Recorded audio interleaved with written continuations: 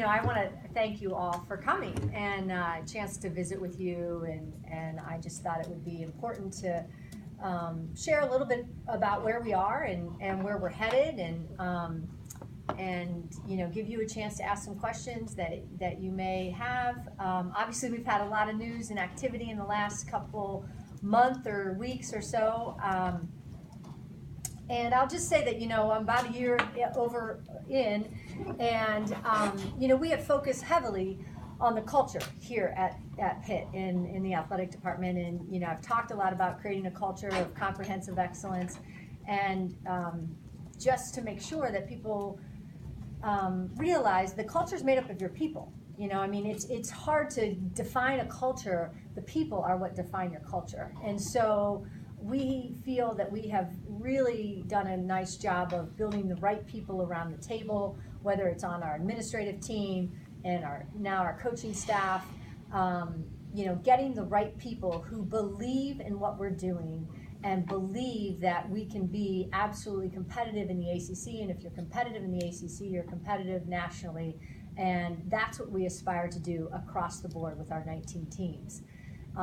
So you all know how important I think Coach Capel and Coach White are in that formula of belief and having the confidence and courage to come here and help us build something special and build something that sustains success. I think alignment and stability of leadership is really important. And obviously that's why we manage, Coach Narduzzi the way we do. I think it's critical that we solidify him as our head coach for a long time. He's on a tremendous trajectory, and we wanted that to happen. And obviously we expect the same thing with all of our coaches. So that's, the people side of it is starting to fill in and starting to really get solidified. So once you have the right people, and everybody understands the expectations and they understand the belief system and they know what we're trying to build, then, we kind of shift focus to how do we help them, provide them with the necessary tools and resources and facilities to have success in the ACC and nationally. That is what we can and want to do here. So I just thought I'd share a little bit about the facility vision and certainly a couple things in the immediate future that will happen with regards to the Pitt, and then also just, I can talk obviously further about a bigger vision if you want, with regards to our overall facility master plan. And I'm happy to do that. But on the near front, we have season basketball tickets, and so obviously with both basketball and football ticket sales are very strong, and we're in a very good position on both fronts, which is exciting. As soon as Coach Capel was hired, I think the ticket office, the suites got sold right away that were open, and there's a demand. But what we want to share with our basketball season ticket holders and fans and people that want to be back in, next year at the end of the 2018-19 basketball season, we will be flipping the court. And what I mean by that is, obviously the ACC network is coming, and that's a super exciting thing, but we're on national television now anyway. And when you see our games on national television, I don't think it showcases our students at Pitt and the Oakland Zoo as well as it could.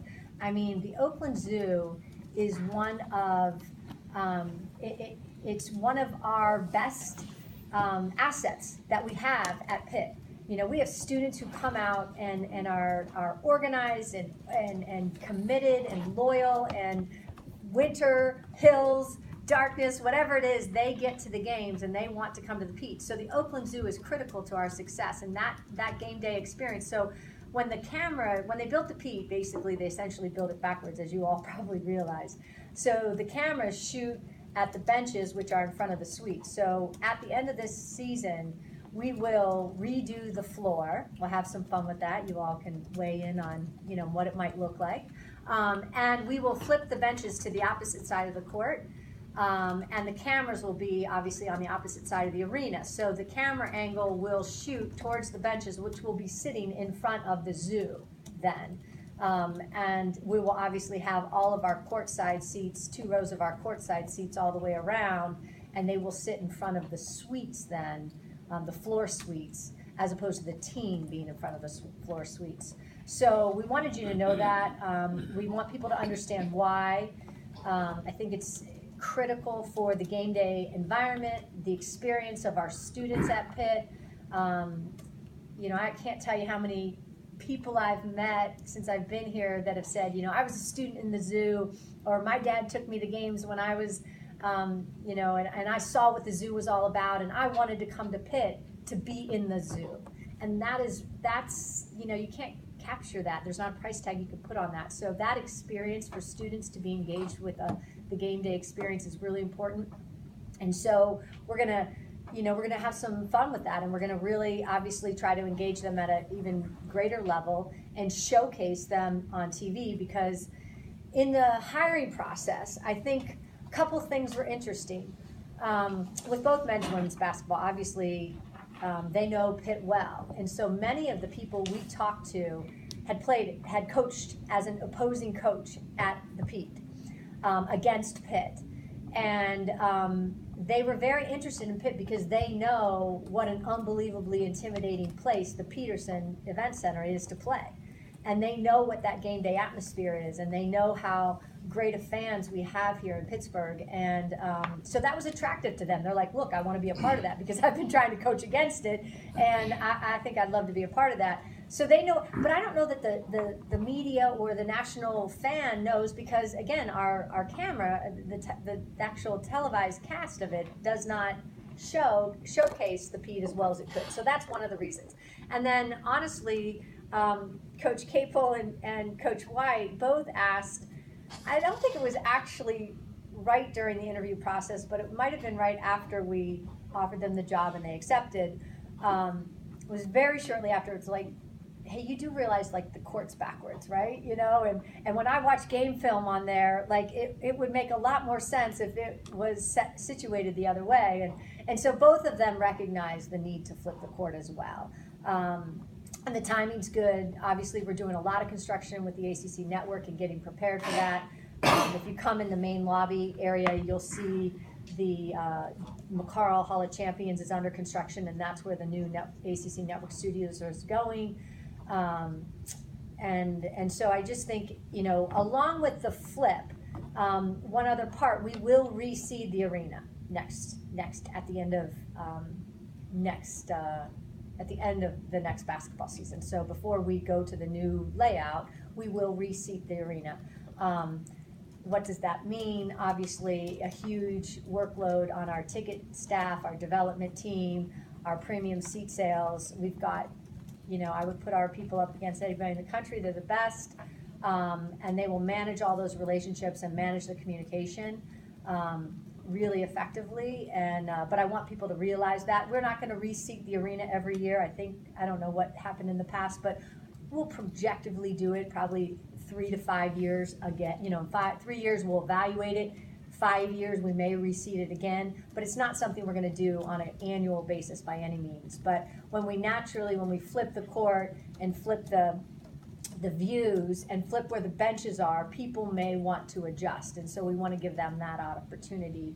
Again, I have unbelievable confidence in our development team and our ticket office staff, and all the premium seat areas will be managed really well, and we'll communicate that. So that communication is going out to our basketball season ticket holders later this week. So I just didn't want it to get out there and you all not realize, okay, what are they doing? Why are they doing this?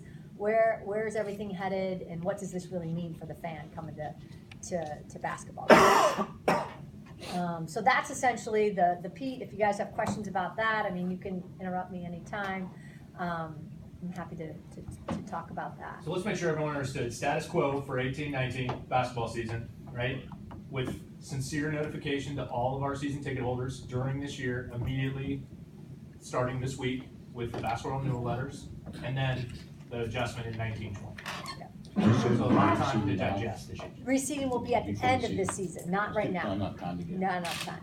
Now, and it doesn't make sense because the whole point is when we flip it, they may want to be in different spaces. Once they see. Yeah, the configuration of it all. Yeah, and we'll bring people to the arena. We'll give them a chance to pick their, locations and what will be available at the time. I mean, it's a little tricky because the demand is it's real. So people are like, how do I get back in? What do I do? Can I get a floor seat? No, we're sold out. Can I get a suite? No, we're sold out now. I mean, we're not sold out of season tickets, so come on in. But we have great expectations, and obviously had some really exciting news yesterday with men's basketball. I think the women's basketball staff is getting solidified. I mean, I know it's solidified, and hopefully we'll have an announcement in a day or two about all their coaches. But we're headed in the right direction with those teams. So you're going to have the Oakland Zoo breathing down the necks of the opposing bench? Yeah. Yeah. Hecklers and whatever. It's and again, we'll have to manage that. And I think one of the things that's great about the Oakland Zoo is they are very organized. They meet regularly. We have staff that meet with them regularly.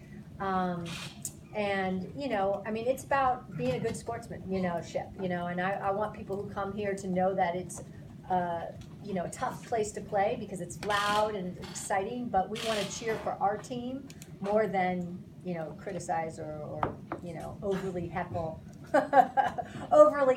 the opponents. Heather, will the allotment be the same between the students and in terms of their number of seating in the general public? Will that change at all? Yes. I mean, we may expand a little bit. We'll have to. The ACC requires you to hold 75 seats behind their bench, so we can't completely take over that space, but yeah, so we'll set aside those 75 and kind of shift them over a bit. Yeah. Heather, have some fun with this. This is your chance to tell them we're moving the media to make more seats for the Oakland Zoo. They'll love that. Okay, we're in there. We don't want that to be the headline. That doesn't need to be the We get to headline. watch the game on TV sometime. Yeah, you can watch it from my office. We're not taking their meal away, so we're going to create a really cool area for the media, Yeah. so the zoo can expand. Yeah. Will the changes affect the overall capacity of the arena? The changes will not affect the overall capacity, right? Yeah. We may be able to have more students down low, though. That's a hope. Yeah, we're going to take some time to study this. This isn't hey, we're ready to pull the trigger right now and make all these decisions. We need to talk with a lot of different people, assess the layout. We've already put down a model where, like, what if we flipped it and we showed where all the seats are and all the different locations, and how can we expand premium areas, how can we expand student participation, and then obviously how do we take care of other individuals, the band, the media, the cheerleaders. So there's a lot involved in the court flip, and we're going to take our time to make sure we do it right. Joanne and Carol, from a student perspective, since you are our undergraduate media representatives here. Sounds great. There we go. Endorsement. Well, and that's, part of our focus has been, we want coming to Pitt to be one of the most extraordinary experiences as a student athlete in their life. Not the most extraordinary, right? But one of their when we meet with recruits, and I was talking to a basketball recruit 2 days ago, and you Unnamed. Yeah, unnamed. You sincerely. I want them to know that coming to Pitt as a student athlete will be one of the most remarkable experiences in their life, not the most remarkable. And I think as a student coming to Pitt, we want, part of their student experience, that's where memories are made. I mean, not that you don't remember going to, classes with your, roommates or that sort of things or friends, but, real relationships and things that bond for a lifetime, people come back, people come back to go to games, and it's because they remember going to games with their brothers or uncles or friends or roommates or fraternity brothers or whatever it is. And so we want, as a student at Pitt, them to have the priority and that experience that unites them and allows us to unite our campus in a really meaningful way. So that's What do you guys estimate is it's going to take financially to make all this happen? Well, the ACC network is, we have that particular project covered, and we are running under budget. Thank you, Mr. Ramacone, Art Ramacone, our CFO. He will be happy to hear that, and I think that the project's running very well, and under budget. There's some. It's not a massive cost, and we can plan that from a capital standpoint. These aren't really strong fundraising opportunities. It's more of a ongoing expense, and there's some of this is a one-time, changing the camera decks. It's, that's a one-time expense. We're not gonna move those again. Resanding your court, you've got to build in an ongoing, plan to update your field or field spaces, your facilities on an ongoing basis. So that's a part of our comprehensive 10-year plan that's outlined as far as, when are we gonna resand the court again? So we'll plan for that financially. I just know when this idea has come up in the past, I feel like people have said, oh, it's gonna be too cost prohibitive to sort of rewire the building and do stuff like that, or did you guys sort of find a way around that? Well, I would say that with the ACC project, that's a part of the infrastructure that we're building in place. We are also working on getting out an RFP at the university level for Wi-Fi in the Pitt, like in the actual arena. So you all can. That's part of the charm, not being able to get on the computer. That's what makes it. You can do your work later in the night. So yeah, no. So we'll have great wireless access from our seat way up. Yeah, exactly. Exactly. Yeah. Your new premium area will be Wi-Fi. Guys, Wi-Fi and hot dogs at halftime. What do you need? Yeah. But that is, again, just updating the building to where it needs to be. And so those are amenities and obviously now expectations in modern day arenas. So it's all coming. Yeah. It's all on its way. Kind of along that line, what do you think the impact of the ACC network will be on the athletic department? Well, it'll be significant. We are in a exciting time, really. It gives us a chance to showcase our teams on a national scale. You build the brand of Pitt, not just as an athletic department, but as a university.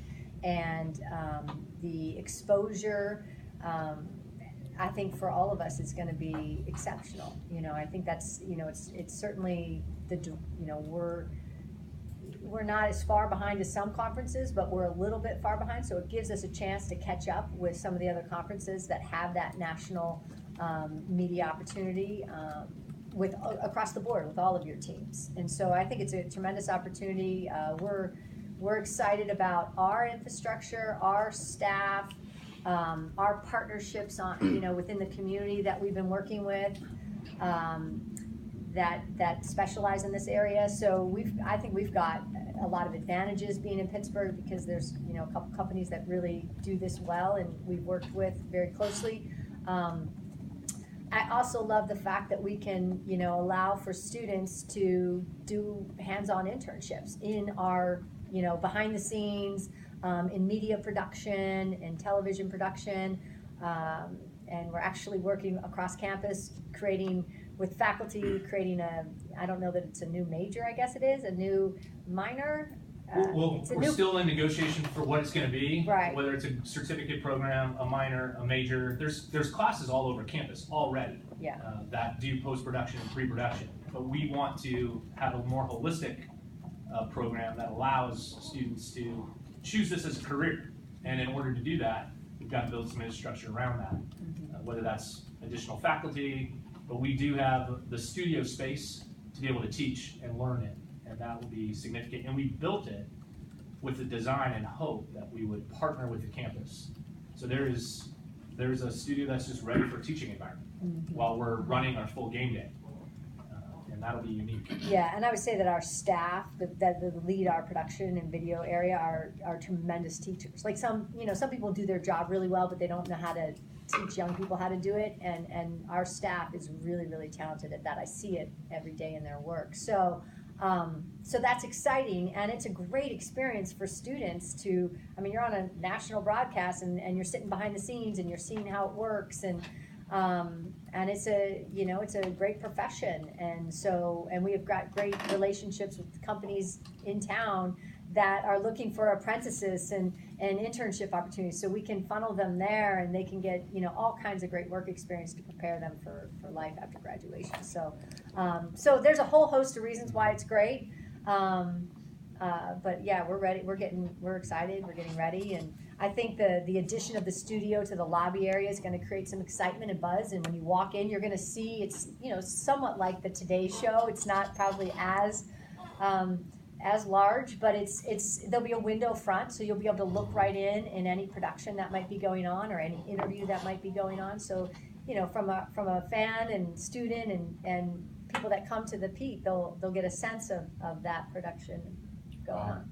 There's also gonna be an X amount of annual income for each school, is that correct? From the ACC network? Yeah. So the incremental revenue projections are conservative and strong. Yeah, we expect it. It'll take a few years for it to actually increase significantly over what we get right now from television revenue from the ACC. But yeah, the long-term 5-year to 10-year projections are very, very beneficial to us. Can you quantify that at all? I hate to quantify it because the projections that they've given us from the ACC are somewhat, I don't know that they're Fully developed. fully developed or protected, but you know, we're not going to lose money, that's for Right, sure. what are you getting now from the ACC? It's about 11, 10, 11, and 10, then 11? yeah. I should double check that number before we run with that number, but yeah, over time, I mean, the incremental growth goes up substantially. They don't necessarily line item by what the participation number was, whether it's the NCAA tournament, college football playoff money, or television. They just give you a lump sum. So Yeah. I think we're probably better off not running with a number because they don't. They don't allocate it individually. Some conferences say, okay, this is your Tournament pool. basketball tournament pool. This is your college football playoff payout. This is your television revenue. And they have not done it that way. So they give you a 1 lump sum, so it's hard to sort of distinguish. Obviously, when you're in the college football playoff, the number goes up, and the stronger our teams do across the board on the basketball side of things, obviously the number goes up too. Heather, are there plans for changes to or repurposing of any other buildings on campus for when the ACC network comes to Pitt? Not necessarily on campus. The exterior studio will be in the lobby, and then obviously all the back of the house will be downstairs on the very first floor of the Pitt, or where all the production studios. And it's interesting. You can produce a baseball game from the Pitt. You know, so we don't have a different production center. The hub will be here at the basement. We'll probably do a whole Pitt Studios overview for you guys when we get to Pitt Studios. That'll be up and running September 1 if construction stays on time, which I'm confident it will. And we'll give you a whole deep dive on all of that. We'll show you the front of the house, the back of the house. We'll talk about how much cable and wire we laid across this campus to try to get to all of our venues. It's miles, and it's going to be significant and special. So I'm excited to show you guys that in September, October at the latest.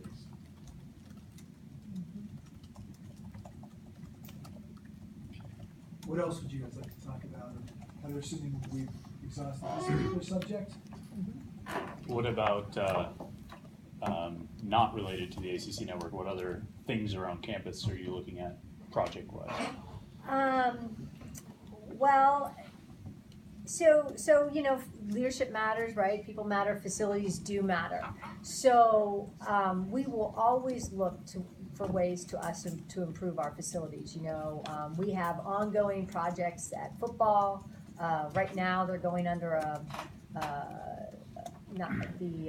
shower area, massive renovation in the showers and bathroom and all of that, barber shop that is needed. And so they did the locker room, but basically the shower area was never done, and the flow of that and how it's laid out. So that's a project, a big project that's going on at football right now. In basketball, obviously we have our new coaches. We have new ideas, new vision, and we have a lot of ways that we can make some improvements on the basketball side of things as well. But as an athletic department, you know, we embarked about a year ago on, when I first got here, we took a look at what their athletic facility master plan looked like. And we made some, you know, we kind of shifted away from one direction, and I focused on, you know, if we've got 19 teams, we want everyone to be competitive in the ACC, then we've got to look at the facilities of our 19 teams. And so there are some significant needs that you can identify right away. You know, for example, when we eliminated the stadium however many years ago, they never replaced the track. Like, we never built a true indoor track. And so, you know, we've got an unbelievably, you know, strong coaching staff, and they're doing the best they can. But when you don't really have a facility that you're recruiting to, is, you know, I mean, you have some limitations, and they have unbelievable teachability, and the kids get faster when they get here. But the reality is we don't have a great training facility. So that's just one example. Then I would also say that, you know, football, you all know where football is, you all know where basketball is. That takes care of 3 of our teams. We have 16 other teams that work out and train every day up on the hill in Fitzgerald Fieldhouse. So that's 84% of our student athletes live and learn and train in that facility. It's a 1951 facility that needs significant change. So what we did was we embarked on, okay, if our goal is comprehensive excellence, and our goal is putting our student athletes to have the most extraordinary experience possible, what do we need to do to improve that?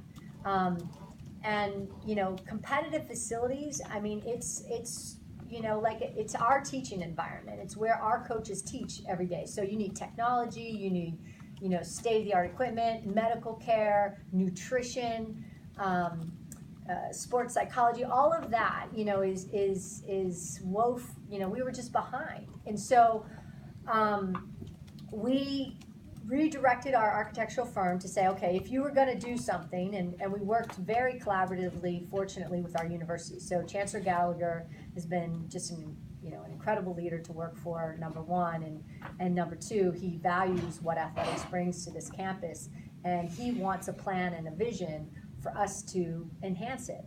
And I think that there's student and student athlete opportunities to be enhanced from a health and well-being and obviously physical standpoint.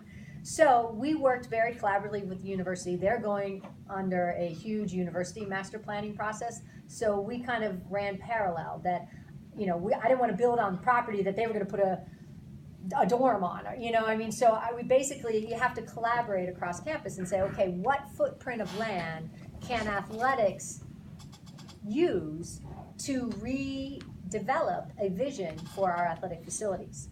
So it's all about vision. So right now, I mean, you have to see things differently. So right now we know, okay, the OC lot is parking, right? Well, what if it wasn't? You know, we know where the field house is right now, but what if it wasn't a field house? How would it look and feel differently? And so we worked closely with the university and said, okay, can you give us a footprint of land, and then let's see what we can fit within this footprint of land to really enhance our athletic facilities. So we came up with this plan, and we are very laser focused at this point in time now, moving, since we got some of the work done here that we need to with the people. Now we need to focus on the facilities. And so our facility master plan and vision is called Victory Heights. And you all know what Victory Lights are, right? So so Victory Heights is a term that our team came up with because it's about, you know, putting our student athletes in a position for success. And I think that there's some really neat student components too that we can build in. But Victory Heights is about rethinking about the space, really where the field house is, where Trees Hall is, where the OC lot is, and what can you actually put in that space. 84% of our student athletes work out every day in a strength conditioning room that is not air conditioned. probably not the best situation, and yet we get unbelievable recruits, and we won an ACC championship in volleyball. So you can't use it as an excuse, and we get talented kids here, but I just think how much better of an experience, how much more, you know, a better position we can put them in for success if we had, you know, some of these facilities. So we're looking at a Center for Human Performance, which would be a new state-of-the-art, obviously, strength conditioning area, sports medicine area, some level of human performance research, some collaboration with campus, coaches' offices, and then a new 3,000 seat arena for volleyball, wrestling, and gymnastics. And then a new indoor track as well on the back side of the Human Performance Center. We would be having attached a new indoor, you know, 300-meter track where you could host events, and it would connect to the cost center. And there's ways, we did some really nice renovations to the cost center. They did put new lights, new turf, new padding throughout that building, but you know, exteriorly it just doesn't look that great. So this would give us the ability to connect to it, and really, you know, just diversify our indoor space and indoor training space for some of our teams that need that. So Victory Heights has, you know, the goals are really to transform the student athlete experience here at Pitt, to create to show a demonstrated commitment to comprehensive excellence from a facility standpoint. And that needs to happen. It has the ability, I think, to unite campus in a more meaningful way. It has the ability to allow us to display and showcase our history and tradition. You know, we're creating a Hall of Fame, which you guys all know, so where's the Hall of Fame gonna go? You know, where do we want to showcase that? And so there's some opportunities to, we'll just think of this up the hill very differently. And so our plans are very exciting, you know, I think bold, necessary, and transformative. So is this on paper, or are there wrecking balls There's in moving my in head. up there, or- I mean, how close? I mean, these are big projects, right? Yeah, no, they're major projects, it's a significant project. You know, it's definitely on paper, it's definitely in the planning phases. We are in the, you know, we're in the process of, you know, really fundraising, a significant, you know, we need to fundraise towards this project, you know, and work out all of that piece of it with the university yet. But you have a vision and you have a plan, and we know what could fit in what space, and that was really the part of the study that was important for us to recognize, okay, what could go where and that sort of thing. But we're not, you know, no, there's no wrecking ball, there's no specific timeline. We have a lot of work to do towards that project. It's a plan that you start with, and you build it from there. And it's a focus, you know, I mean, so otherwise you're, okay, well, what are we gonna do next here or there, that, you know, and so we always have to enhance football and basketball for sure, but I think Victory Heights is a part of that vision, and we have a chance to really try to transform Pitt athletics from that standpoint. Do you guys think that, you talk about working collaboratively with the university on a lot of this stuff? Yeah. Do you envision maybe having to raise student fees in tuition, the athletic component of that sort of thing that is always sort of getting talked about these days when, you know, it gets mentioned that you're going to transform athletic facilities and things like that? Yeah, no, I think that that is not a plan from the athletic side of things or the university side of things to raise student fees to pay for athletic facilities. That is not a part of the financing plan. I think there's some tremendous opportunities to enhance the student experience at Pitt too that we're working on from a recreational and health and well-being standpoint, and I know our university's committed to that as well. So we're currently in the silent phase for fundraising for this project. So when you're in the silent phase, renderings are shared with prospective donors to the project, but not to the general public because we're in the silent phase. So please be aware of the, the ongoing process that we're embarking upon. And when it becomes public and we are ready to launch our public phase, you'll get to see everything. And we'll be very transparent with what we're building, where we're building it.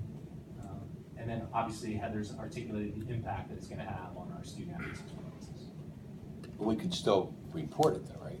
Yeah, I would indicate that we're currently in the silent phase. I just tweeted it. There you go. It already was tweeted. They're a little I slow. know, we're on the uptake. EJ's keeping me abreast of live tweets By the way, as we go on. What a great bunch of brother live down tweets there. we've had. Are we trending yet? I think we are. Heather, Good stuff. I asked you last June if you thought 19 sports was the right number, and obviously it was new. You've done a lot of, you have a lot of experience. You've obviously put a lot of work into how difficult it is to have facilities for all these sports in an urban campus. Do you still feel like that's the right answer for Pitt long term? Yeah, it's something we obviously always evaluate. What is the right makeup? But yeah, I think 19 or the makeup of the sports that we have right now makes sense. But you always want to figure out, okay, could we do something? What's what would be unique to Pitt? What would be good additions? I think of it in that terms. What would make it, and if you think about it, you've got to be able to put your student athletes in a position for success. So what sports could we put our student athletes in a position for success? So, and that would align. If you lived in a town that didn't have a lake or body of water for a long time, you wouldn't have rowing, right? So you sort of have to evaluate what's your school like, what's your campus like, what sport could you really add that or evaluate that would make sense, and they could have some level of success. But no changes right now. Sorry to cut you off there, Heather, but when we talk about these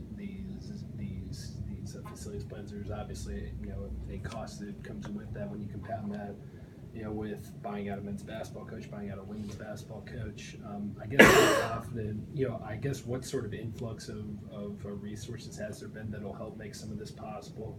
And from the fundraising angle, how confident are you all that you'll be able to raise what you need to make all of this possible? Yeah, well, I'm confident. I mean, we have to go build relationships. Obviously, there's been tremendous support for the athletic department for many, many years, and there's long-time loyal donors who we are incredibly grateful for because they have supported the athletic department through transitions, through everything. But there's more people out there that we haven't met yet, and I think that when you have a plan and you have a vision, and you know that your resources are going to go to X and are going to transform the experience of someone else's kid or transform the student athlete experience, it's only going to lead to positive things for the university, then people are more excited. It's a matter of what their engagement, what do they want to be engaged in, how do they want to utilize their resources to make a difference. This will make a difference. I'm confident of it. It will absolutely transform how we all think about Pitt athletics and how we drive it, how we walk it, how we live around it. So, I'm confident that they've never been. I don't think that we've really engaged them in a meaningful way about what this is about and how it can impact the university. So, I'm excited. I can't wait. I mean, we're obviously in the crux of it. We're continuing to do this.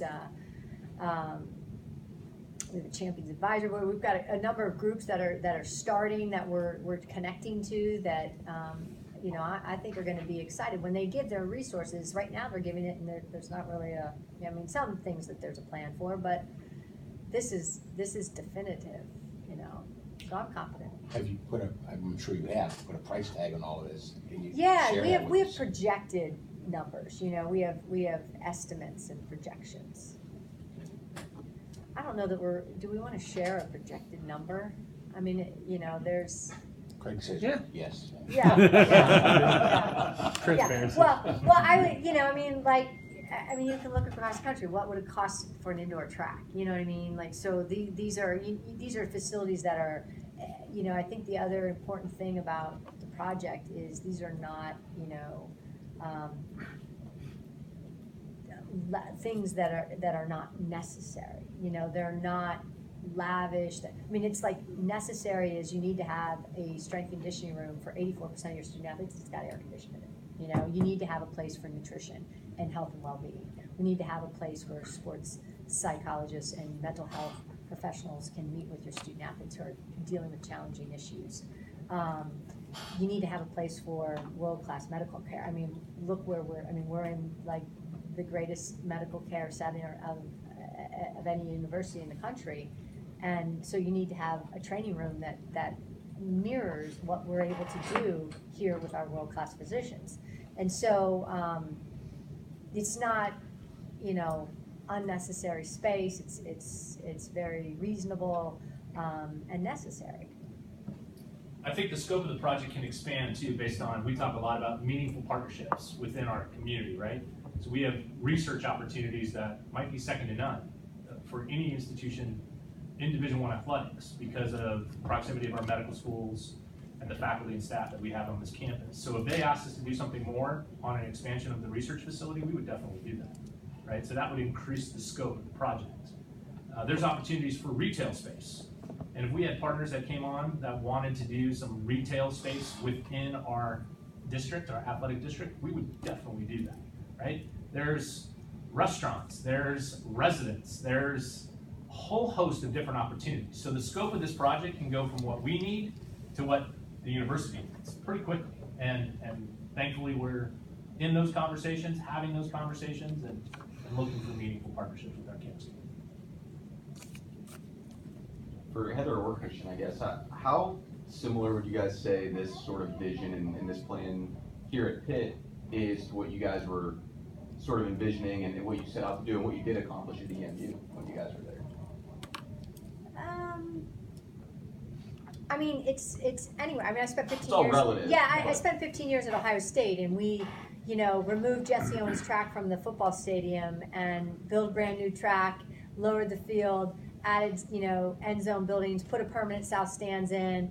You know, we built the Schottenstein Center, we built the brand new softball stadium, we built an indoor golf facility, we built a boathouse. I mean, it's a part of college athletics is studying the facilities that your student athletes live and learn in every day and figuring out ways to make them better. And so it's innate in college athletics. I mean, there's been some interesting studies on the amount invested in facilities over the years, and you know, the numbers are, you know, that's just what you're competing against. So I don't think it, I mean, I think it's very consistent with what anyone would do that walks into a facility or walks into a position and into a department and tries to see what are we raising funds towards? What's going to have a meaningful impact in our student athletes' lives?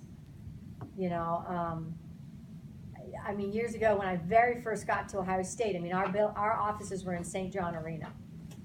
And Andy Geiger, who was the athletic director at the time, and my office is in a hallway, okay, right? Like a hallway. And it's steam heat, you know, so it's either hot or freezing, you know, the heat goes on a certain time. And I remember walking into Andy's office in St. John Arena, walking around the bowels of the second level, and I, as a very young administrator, naively said to him, like, well, like, so do we have any facility plans for like athletic offices or like, you know, because we were talking about the Schottenstein Center and the stadium and the new pool and the rec center and all this stuff. And I was like, you know, like we work in a really tough, you know, environment. He's like, Heather, one thing you'll need to learn is it's not about us, you know, and it's not about building a glorious administrative building. It's about the student athlete's experience. And so, like I, you know, went back to my little cubicle in the hallway and just said, you know what, that's the lesson you learn is, you know, so when you come in here and, you know, this is a beautiful building, but like the fact is all of our kids are working out in the field house. And that's not, you know, it's not as good as it could be. It's fine, trust me, we're winning ACC championships up there, and there's nothing that's gonna stop our coaches from believing and thinking that they can go and win ACC championships every day. But how do we make it better? You know, how do you improve the setting in which your kids work and train, you know, and how do you build pride, and you know, that all kind of goes together. So that's, I think it's natural with whatever you know, in the world of college athletics. I think it's natural. I think it's natural in any business. I mean, you don't stay in the same building, you know. Technology should be built into our, you know, to allow everybody to utilize the technology that's available now. So we look for ways, incremental ways to enhance. Heather, you mentioned just briefly like what you're up against and like seeing that. Are there any other like urban campuses around the country that you've sort of looked at as maybe an inspiration or a model for what you want to accomplish here? Well, yeah, I mean, there's a lot. I mean, like if you like the Northwestern University plan, I mean that is aggressive and bold and beautiful, and Jim Phillips has done a tremendous job at Northwestern and building that vision, and it's obviously now just coming to fruition, and it's been you know, these projects take time. But that's one that comes to mind right out of the gate that's pretty transformative for what they were doing there. So you mentioned how old the field house is. You're probably not the first person to say his building's really old. It's been old for a long time. Why do you feel like it was never a priority for anyone else to go in here and say these sports that like wrestling and volleyball that Pitt has been good at for a very long time and has significant history at, they need this investment too? You know, I can't speculate on why people, you know, what priorities were important. You know, football and basketball are always going to be important. They're critical. They're you know, they are more of a visible brand. But you know, competitive success is contagious. I've seen it. I've been a part of it. I get it. And so when a team like volleyball goes and wins an ACC championship, and you see the recruits that men's and women's soccer are bringing in right now, and you see the volleyball team go to the NCAA regionals as a team for the first time in a number of years. I mean, all of a sudden people start to notice internally, you know, externally is externally, but internally, and then we host something like a breakfast with champions for the volleyball team because we're going to celebrate that championship, and all of a sudden everybody wants to be better. So I don't know why that wasn't a priority, but it will be a priority for us moving forward. I kind of feel like I'm contractually obligated to ask this, Heather, but as part of the Victory Heights project, there's no football stadium plan in place for that. It's, You're contractually obligated under your employment contract, or just His commitment to the people. His commitment to the people. Yeah, he drew the short straw. So Yeah, someone had to ask. It took you a long time, you know? Beat me to it, actually. yeah, if you had the over-under at 53 minutes. Yeah. No, not at this time. Yeah, I was kind of wondering. That doesn't roll it out forever, though. Never There's a rolled long out time, forever. Jerry. Jerry will be covering it still too. I'll show up with walking. In your first year, Heather, there have been 5 coaching changes. You have these very bold facility plans. Once you had been here for a few months and you had time to kind of process where this athletic department was, were you tasked with maybe more of a challenge than you originally thought when you first got here, once you kind of got a broader sense of the landscape and what you inherited? Now there's your real naughty question. No. Any job you walk into, there's going to be challenges and opportunities, and it's a matter of assessing and building the right team of people that you believe in, that that we all believe in what we're trying to accomplish. We're going to work hard and be confident in what we're doing. And so I don't know that it was any more, hard to do than I expected. Andy Geiger always used to tell me too, he's a very wise mentor of mine, but he used to say, you don't walk into a job with a golden baton, usually. So it's not like everything is ever going to be all done perfectly, because you always try. The competition is getting better every day, and so how do we go to work every day and raise the expectations and try to make the experience better for our staff, for our student athletes, for the community, for the city, campus, all those sorts of things. So you know, it's hard for me to go to an event and just be like, okay, everything with the hair was perfect today. You know, I mean, you always can evaluate and say, you know, what could we do better? So. As far as the football stadium, you do have, short of wins and short of wins and premier opponents and all that, I'm sure you've spent a lot of time trying to figure out how to get more people into the stadium. What kind of conclusions have you drawn after a year studying it? Yeah, you know, so the first year, obviously, you're just trying to figure out where to park and what time to get there and what's the game day traffic flow like and, you know, again, you're assessing everything. I'm assessing where people tailgate, where students tailgate, how do they get there, you know, what's the bus system like, what's the ease of access, you know, and then once absolutely from, you know, door to door, then once you're in the stadium, what's the experience like? So not only do we have a lot of people who buy season tickets, we want to get them to the stadium. And once they get there, what's their tailgate environment like? That's why we partner with tailgate guys along the river. That is an unbelievable place to tailgate. Like if I was coming to the game, that's where I would want to be if I didn't have to work the game. But that's where I would want to be. Where our students tailgate, I think is not good. I mean, I don't know why they are where they are, so we need to move them closer and make them a part of the scene. You know, so we have a lot of adjustments. And then once you're in the game, I mean, how do you make the experience within Heinz Field, you know, remarkable? And again, one of the first things you notice is the student section is all stacked on top of each other. And I didn't understand that exactly. Because when you're on the lower level, there's a bit of a disconnect between the people on the upper level if you have all the students there, right? So we this year decided to move the students all across the end zone. So the Panther Pit is all going to be along the end zone. I think we can be much more engaged with, organized with, and help the Panther Pit. You know, the Oakland Zoo is probably just a little bit more developed. And so I think our Panther Pit has that ability. I mean, obviously it's a lot of the same kids.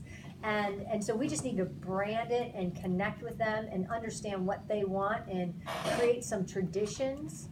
And sometimes you have to create it. It's fine to create something. So sometimes we, you know, things other than just maybe one song a game that everybody engages in. We got to figure out what are the other traditions that we can build within Heinz Field, and our team is very actively doing that. We've moved the band, you know, we've moved the band over to allow them to play either to our sideline or to the student section. They were sort of, you know, more on the sideline, and it's hard to engage the fans from their angle. Again, just things that you study, that you notice. And, you know, I think we have to do a lot better job with creating some traditions within the game itself to engage people once they're there. But I mean, I don't know that you could get to a more beautiful stadium in a more beautiful setting with an unbelievable backdrop everywhere you look and this incredible opportunity to come see a really competitive football team. And, you know, a team that can upset, you know, and is expected to win. And that, you know, Narduzzi doesn't go into a single play not thinking we're going to execute and do what we expect to do. You know, I mean, it's just an exciting game. It's an exciting team. Love our coaches and their belief system. And so if I was, you know, I would want to come and watch them play. You know, this year we only have 6 home games. We can't. It's only 6. I mean, you know, those opportunities are cherished. So it's a big, big deal. And obviously this year we have a lot of fun new initiatives that we can't reveal quite yet, but we've got some interesting things that will come out, and those ought to be pretty engaging for our fans. And obviously we have a pretty strong schedule and an opportunity to host some big games. Heather, I drew the short straw on this one. Yeah. One of those home games. Can we pass around the short straw? One of those home games is Penn State. I'm just curious, do you have any thoughts on the future beyond? I know it looks like it's next year might be last year for a while. Do you have any thoughts on any future games? Yeah, so this is our 99th year with the Penn State game here on September 8th, and we're incredibly excited about that game. It's obviously also our Hall of Fame induction will be Friday night. The Hall of Fame induction class will be at the game on Saturday, so it's going to be a big, big deal. and obviously those names have yet to be revealed in that inaugural class, but you know, it's not EJ and I, so so it'll be a little bit more star-studded than that. Could be EJ. It could be, it could be someday. EJ did get 3 votes on our honestly poll. Thank you if you're around the room. Yeah. I think he has 3 kids. I think that might be So, and then what we've done is, you know, I've been in as much contact as I can with Sandy, who I have a lot of respect for at Penn State. Tremendous leader, tremendous mentor, tremendous friend to me. We have, you know, an agreement before them, but it has not been signed. And, we have asked to extend the games for 4 years, starting in 2025, I believe, is our next opening. 26. Oh, is it 2026? Sorry, 2026 for 4 years. Yeah, 26, 27, 28, 29. And they haven't given you much word one way or another on whether they're gonna sign that contract, I guess? Or are they giving you a timeline? Because obviously at some point, you guys need to schedule a game for those 4 years as well, whether it's with them or someone else. Yeah, you're right, Brian. They have not. We're gonna wait a tad more patiently, but not much. I mean, we can't, like you said. We have people that wanna play us and good opportunities to play, you know, I think what would be a very attractive game. You know, but I think out of the respect for Penn State and our, you know, the opportunity to, you know, within the Commonwealth, we want to play Penn State. But if they don't, then we'll obviously shift gears and bring in an opponent that you guys will be excited about too.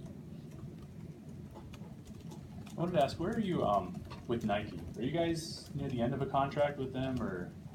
No, we have been with Nike. They renegotiated the deal right before we got here. February. February of 17. And so, yeah, we're working, you know, closely with Nike on a number of initiatives and opportunities to enhance the brand. And, you know, they're a great partner. You know, we collaborate very well, and we have great relationships with the people at Nike, and so we're excited about, you know, what we'll be working with them on in the near future. And you know, we're happy with you know, the arrangement as it is right now. I mean, we have an opportunity to make it better, and we'll do that. Well, we have the short straws out. When you repaint the floor at the Pitt, you have a decision on the colors of blue and gold that you're going to be using? We may. We may. Heather, there are probes and committees and commissions involving college basketball right now. Yeah. Your thoughts on the state of that sport in particular? You know, I think I read the report this morning and the summary of what Condoleezza Rice wrote, and obviously, you know, I think a tremendous leader. And when you look at the whole committee, there's some really thoughtful leaders and respected people not just in college athletics, but in the country as a leader involved. And, you know, it is concerning. It was concerning in the search. I mean, it was a part of our, you know, we really had to vet a lot of candidates as much as possible because, you know, no one really understands how widespread it is. And I think one of the things that I read that Condoleezza wrote that makes you pause is, you know, like everybody seemed to know it was happening in the business. Like everybody knows this goes on, and yet it still goes on. And so I think that's really concerning. I think the 4 focus areas that they identified, you know, the need to figure out how student athletes can have success in college is important. The collaboration of the NBA and the NBA Players Association is critical to some of those recommendations. But I think it needs to happen. I mean, I think they put out on the table the things that people want to see happen, whether it's the one and done, and if the NBA doesn't do that, then there has to be a shift to to what are the, potential scholarship penalties if you have one and dones? Is that really what we're trying to do in college athletics? I mean, you just don't want the disingenuous student who comes here for a semester and really has no intent to be in college, and does not understand the value of a college degree, and the difficulty of making it at that next level. It's just, I mean, every kid going to college thinks that that's their path, and yet, so see, I just think it's important to focus on the value of what the education is that they are getting. I think the focus on the NCAA investigative process and having outsiders serve on the Committee on Infractions is good. Again, I don't know that the penalties can be harsh enough. I mean, if people intentionally violate rules and orchestrate ways of doing it, there should be significant penalties if they can really prove that, and that whole process is up for evaluation, I think. And then obviously the AAU, I think they made good points about the AAU organizations and having the NCAA involved in more certifying summer leagues, and AAU programs that want to be involved in those summer leagues have to disclose their financial statements. I mean, just from a transparency standpoint, I think that they're trying to get the information to the top and to the surface. And so I think the NCAA could take a very active role in certifying summer leagues, and that's where coaches would be allowed to recruit. And they wouldn't be allowed to go to a non-certified AAU summer league program, tournament. I mean, that probably makes some sense, I mean, the logistics of doing that, and what do AAU programs have to disclose, and how truthful are they gonna be, and all, they're trying to bring to light what is the right thing there, and same with shoe companies, and I think she made a point about, serving on a lot of public boards of public companies, and those are public companies, and, the people on the boards may be, demanding more transparency about what really goes on with regards to shoe companies and the support of AAU organizations. And then ultimately, I think their recommendation about the NCAA governance structure and having outside perspectives, not just presidents, on the NCAA governance structure, it can't hurt, right? To have, we bring, I value our board of trustees tremendously. They're not involved in the world of athletics, but sometimes they see things differently, and they give you a different perspective, and so I think that that's a good suggestion as well. So, I thought it was well done, and they didn't drag it on for 2 years to study it. They know it's an immediate, important need to fix. Given your compliance background, Heather, outside of the recommendations that they did make and the findings that they revealed today, what would you recommend in terms of, I know it's a wide scale problem, but what would you do? What do you think would potentially fix this outside of what they kind of touched on today? Well, I think, one of the greatest problems is, coaches' access to kids and the intermediaries. So you've got these AAU programs, and coaches want to access to them. So if you do create a system where you're certifying the leagues or the organizations themselves, and people are disclosing relationships, and what's really happening, you have more of ability to weed out, the hanger-ons and that sort of thing. You can't legislate integrity at the end of the day. You really cannot.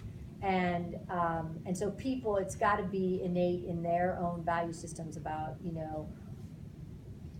I don't know. I mean, there's just coaches out there that have said to you all along, I'm not going to cross that line, and I'm not going to do that. And then they know people who are, and so, I think giving kids the opportunity that have that exceptional talent to go to the NBA, let them go.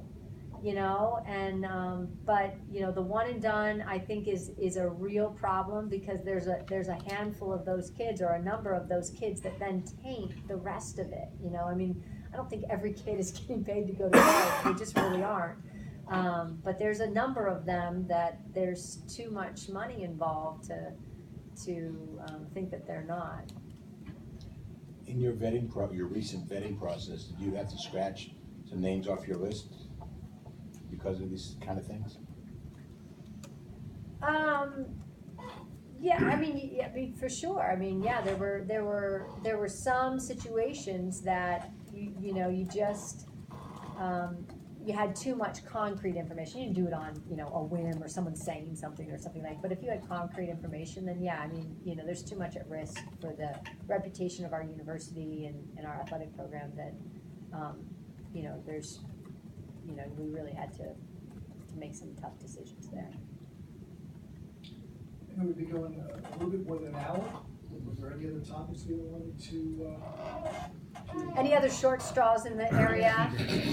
I know you've made a lot of changes, just wondered your thoughts. Obviously softball's off to a great start this year, but that program in baseball. Yeah, you know, I've only been able to see one softball game so far. Obviously I watch it online or follow it closely. And I think they are having a good year. She made some changes in her assistant coaches this year, and I think both of those assistants have had an impact, which is great. I mean, again, both those are two programs with facilities that I think are strong, and you know, from a playing facility standpoint, those are in really good positions, and you know, baseball had a great win over Miami, and has done some nice things, and they're progressing along. We evaluate everything throughout the season, and you know, it's kind of early. Even it's early to get outside. It isn't early for baseball season, but it is early for them to be playing outside. But there'll be both programs we continue to evaluate throughout the season.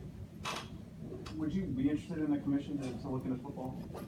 To sort of evaluate, make changes, you know, because they have their own set of problems. It's not like they're... Yeah, they do.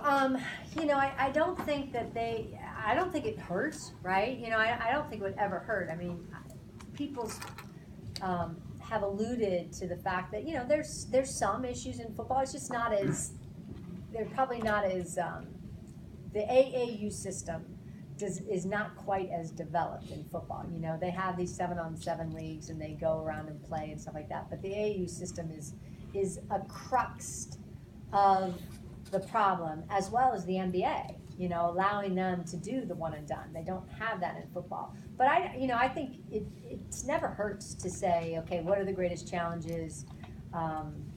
You know, how many staff members do we really need on the sideline? How many headsets should we have, and all that sort of thing. I mean, those issues continue to be discussed, and I don't think it hurts. But I don't think their issues are necessarily the same.